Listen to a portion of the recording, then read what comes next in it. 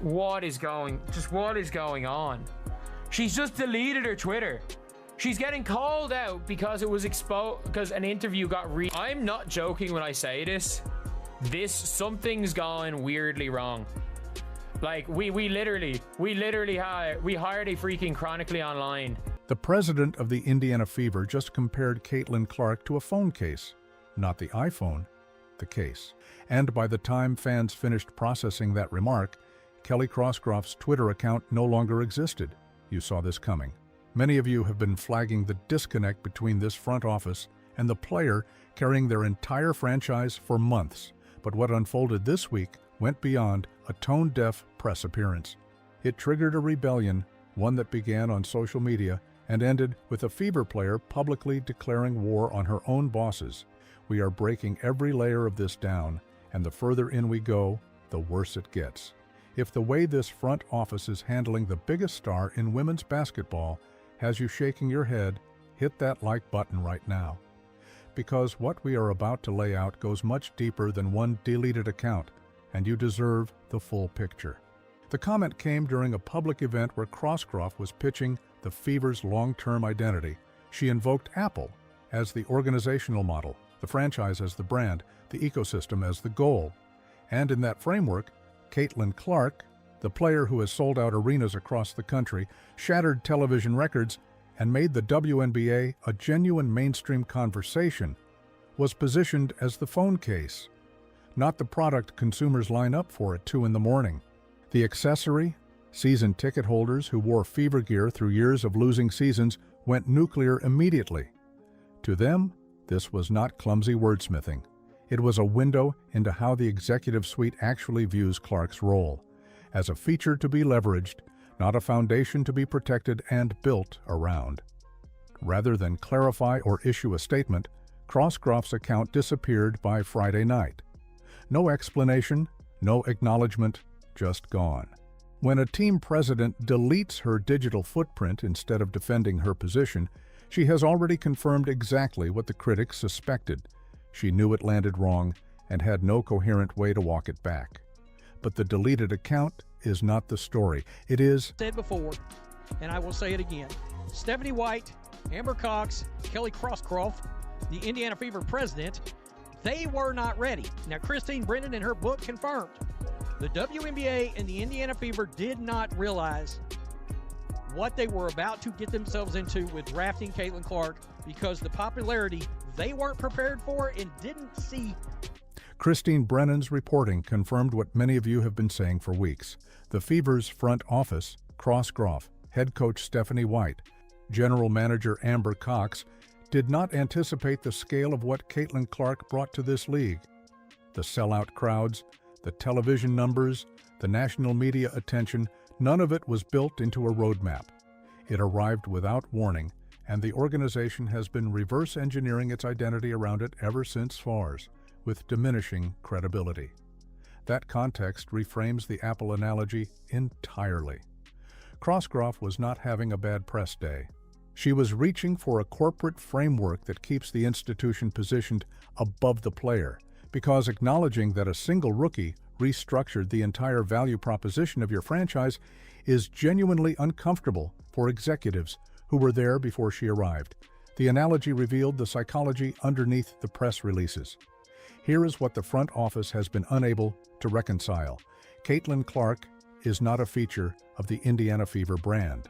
She is the reason there is a brand conversation to be had at all. The packed arenas, the national broadcast interest, the merchandise moving off shelves, these outcomes did not emerge from a front office strategy. They followed one player. Pretending otherwise is not a communications problem. It is a credibility problem, and that credibility problem just detonated publicly in the worst possible way. Meanwhile, the league's officiating narrative has been building in the background, giving the locker room another pressure point to absorb. Game after game, Clark draws contact that goes uncalled. Rivals and former players have openly questioned whether the league's most important draw is being protected the way any equivalent star would expect. The front office's silence on that issue, combined with Crossgroff's brand-first framing, created a vacuum. And someone inside the building decided to fill it. That person is Sophie Cunningham, and what she did next is the reason this story is no longer just about a deleted Twitter account. Drop your read on Sophie Cunningham's move in the comments right now.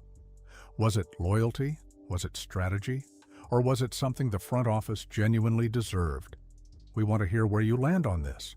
While fans were dissecting the phone case comment, Cunningham was in front of a microphone on her podcast, Show Me Something, and she was not speaking diplomatically.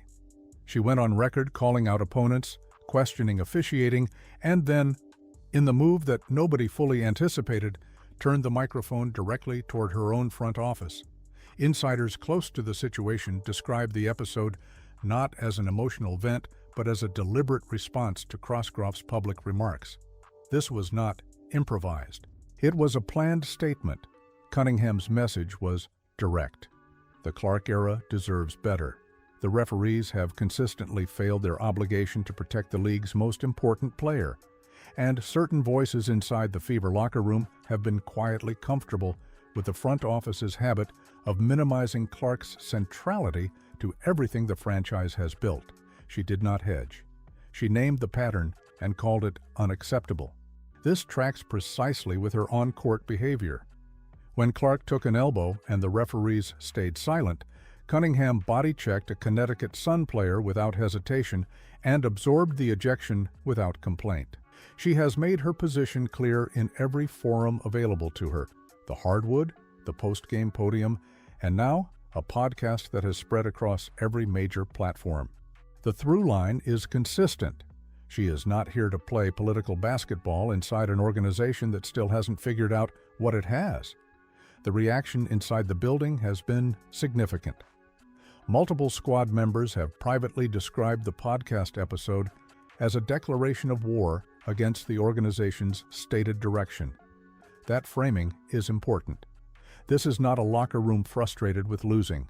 This is a locker room divided over identity, what the Fever are, what they owe Clark, and who actually built what they now have.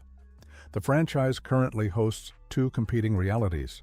The front office version, Clark is a high-value marketing asset to be positioned within a larger institutional brand narrative. The locker room version, she is the entire reason the larger institutional brand narrative exists at all. Those two realities cannot coexist indefinitely, and Cunningham just made that tension visible to the entire league. Real quick, if this kind of analysis is why you keep coming back, consider joining the channel as a member. Your support is exactly what makes it possible for us to keep digging into the stories the mainstream coverage glosses over. The comparison surfacing repeatedly in this conversation is instructive. In 1986, the NBA placed systemic restrictions around Michael Jordan that his own teammates found offensive. The league eventually course-corrected because mishandling Jordan carried a cost the institution could not absorb. The WNBA now faces a nearly identical calculation, and the number of people willing to say so publicly is growing. Cunningham is the first voice inside the organization itself to state it plainly, not as a hot take, but as an institutional critique backed by a body of evidence that has been accumulating all season. Crossgroff's disappearing act has made the situation materially worse. An apology, even a clumsy one, would have been recoverable.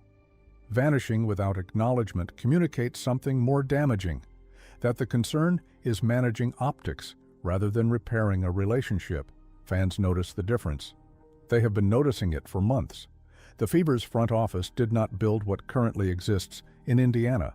One player built it, and the organization has been slow to reckon honestly with what that means for how they operate. That reckoning is no longer something they can defer. Sophie Cunningham has put it on the public record, and the league is watching. Caitlin Clark will keep showing up. She will keep producing. The floor of this franchise rises and falls with her presence, and the moment the people running it stop acting like they know that. They are handing a generational opportunity back to the market. The next development may not wait for the off-season. Subscribe and hit the notification bell right now. We are tracking every signal coming out of Indiana, and this story is far from finished. The next chapter could land any day, And when it does, you are going to want to already be here.